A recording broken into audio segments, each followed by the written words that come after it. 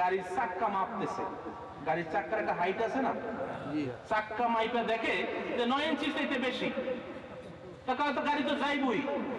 যুক্তি ঠিক আছে কিনা? যুক্তি আছে না? ঠিক যুক্তি মজবুত। কারণ এভারেজ করে দেখা গেল 9 ইঞ্চি। এখন গাড়ির চাক্কা তো 9 ইঞ্চি চাইতে উঁচা, 1 ফুট, তাহলে তো গাড়ি যাওয়ারই কথা। উনি গাড়ি নামাই দিলেন। ওপার যাইতে পারবো না ডুবে থাকবো? চাক্কা পাংচার, গাড়ি চলবে না। চলবে? ইয়ো ভাই, নবীর মোহাব্বতে, আল্লাহর ওলির মোহাব্বতে যুক্তি দিয়া তোমার গাড়ি পাংচার হবে, ওপার যাইতে পারবে না। পারবে? আল্লাহ নবীর মোহাব্বতে, আল্লাহর ওলিদের মোহাব্বতে যুক্তি দিয়া এভারাইজ কইরো, কিন্তু ওপার যাওয়া কপালে জুটবে না।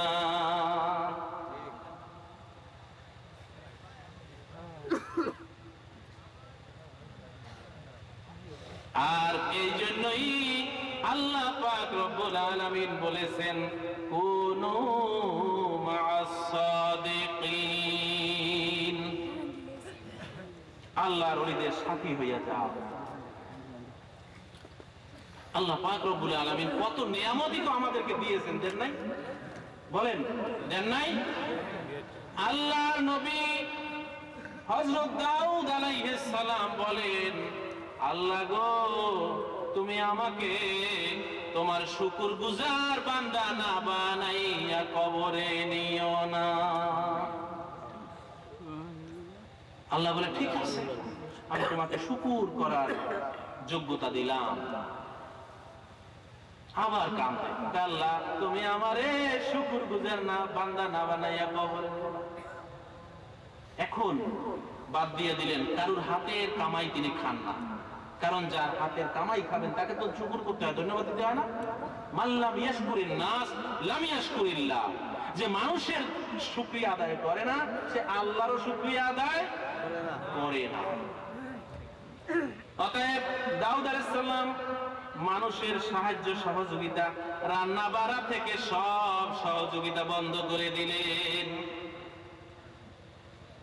কিচ্ছু তিনিয়েন না। হাদিসে আছে, নিজে শস্য বুনতেন, জমি চাষ করতেন, নিজে ফসল বুনতেন, নিড়ানি দিতেন, সেই ফসল নিজেই রান্না করতেন, নিজেই খাইতেন, অন্যের কোনো স্পর্শ বা সহযোগিতা তিনি নিতেন। বুঝতে পারছেন? এমন কেউ আছে কি? এমন কেউ আছে? ইতিহাসে নাই। আছে? ইতিহাসে নাই। আল্লাহ নবীর হাদিস, হযরত দাউদ আলাইহিস সালাম নিজের হাতে উপার্জিত খাবার ছাড়া খেতেন না। কে বলেছেন? মুহাম্মদুর রাসূলুল্লাহ সাল্লাল্লাহু আলাইহি ওয়াসাল্লাম। তারপরেও কান্দে, আল্লাহ আমারে শুকরগুজার বান্দা বানাও। আল্লাহ বলে, ও দাউদ, তুমি তো শুকর করতে আছো, আমার শুকর করার জন্য সকল মানুষের সংস্রব ত্যাগ করলে, কারো সহযোগিতা নিলে না, একমাত্র আমার শুকরিয়া আদায় করার জন্য, আমার শুকর আদায়ের মধ্যে কাউকে তুমি শরীক করতে চাও না। অতএব তুমি তো শুকর করছো। বলে যে, আল্লাহ গো, আমি কিভাবে শুকরগুজার বান্দা হব? তোমার শুকরিয়া যার দ্বারা আদায় করি, সেই জিহবা যে আমাকে দিছো, ওই জিহবা দিয়াই তো তোমার শুকরগুজার করি। জিহবার শুকর আদায় করতে তো জিহবা সারা আদায় করতে হয়, জিহবা সারা তো হয় না। আল্লাহ, আমি কোনোদিন বোধহয় শুকরগুজার হইতে পারবো না।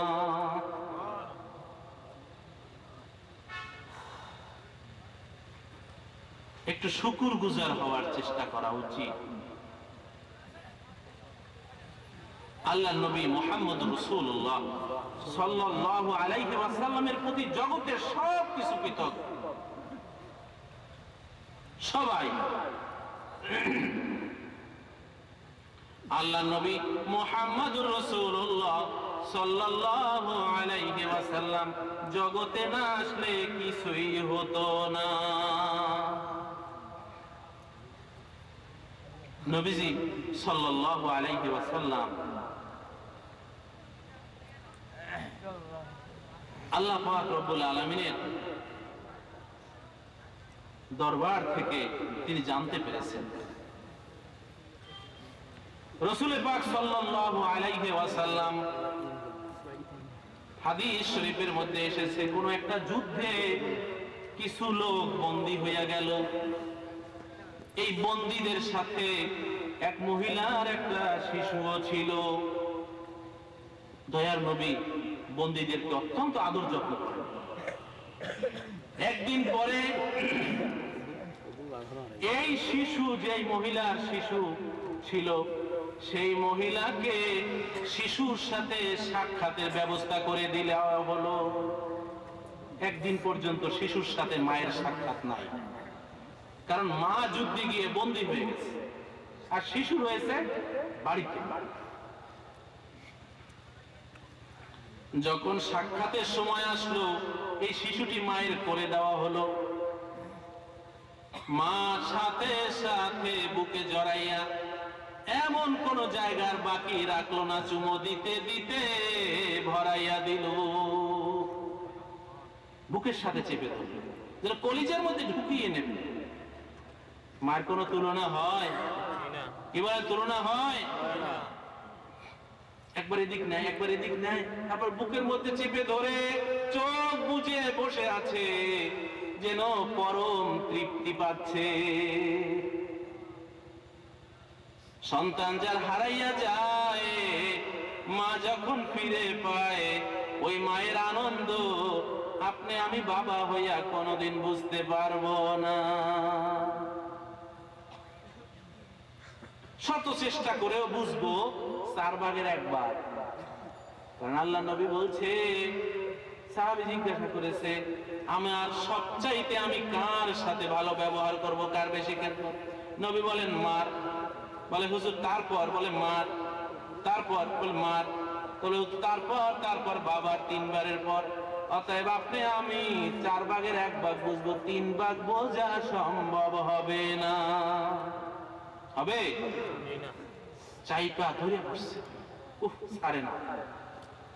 নবী মিটি মিটি হাসেন। হযরত ওমরকে বলছেন, ইয়া ওমর উনজুর, এ ওমর একটু তাকাইয়া দেখো। ওমর বলে, হুজুর বড় ভালো লাগতেছে। মা দেখেন না, কলিজার সাথে মিলাই নিয়েছে সন্তান। দেখছো তো? বলে হ্যাঁ।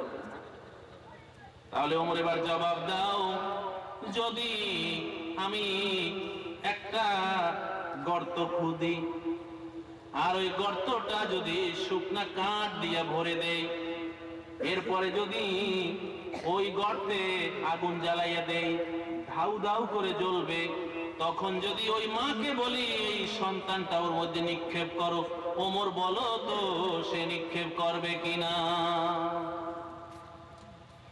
ওমর বলেন, আল্লাহর কসম নবী, দেখেন না একদিন দেখা নাই মা কত পাগল হয়ে গেছে সন্তানের জন্য, আজকে পাইয়া কলিজার সাথে মিলাইয়া নিছে।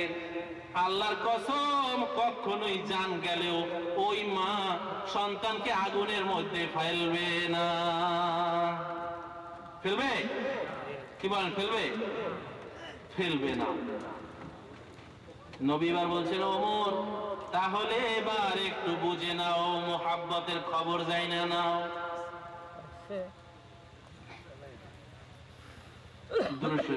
সাল্লাল্লাহু আলা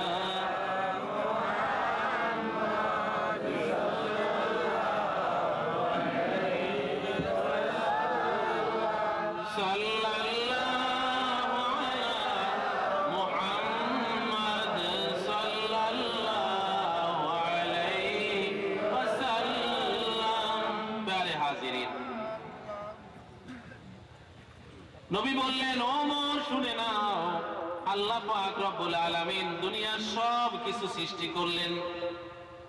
সৃষ্টি করার পরেও কোনো কিছু নিয়মে আসতেছে না, অর্ডারে আসতেছে না, শৃঙ্খলায় আসতেছে না। এবার শৃঙ্খলায় আনার জন্য আল্লাহ পাক মোহাব্বতকে সৃষ্টি করলেন। আর মোহাব্বতকে সৃষ্টি করে আল্লাহ পাক রব্বুল আলামিন সেই মোহাব্বতকে 100 ভাগে ভাগ করলেন। কত ভাগে? কত ভাগ? 100 ভাগে ভাগ করলেন। কি বলছেন? মুহাম্মাদুর রাসূলুল্লাহ সাল্লাল্লাহু আলাইহি ওয়াসাল্লাম 100 ভাগে ভাগ করলেন। নবী বলেন ওই 100 ভাগের 1 ভাগকে আল্লাহ পাক রব্বুল আলামিন তামাম জগতের সকল মাখলুকাতকে বন্টন করে দিয়েছে। বর্তমান বিশ্বে 650 কোটি মানুষ। আদম থেকে কিয়ামত পর্যন্ত কত মানুষ আসবে, কত জীব জানোয়ার পশু পাখি আল্লাহ সৃষ্টি করেছে। পানি যখন বন্যায় আসে, পিঁপড়াগুলো সাদা সাদা কি যেন মুখে নিয়ে উপরে গাছে ওঠে, কথা ঠিক কিনা? ঠিক। ওইগুলা হলো যে ডিম, মায়ায় পড়ে। দেখবেন জঙ্গল থেকে জঙ্গল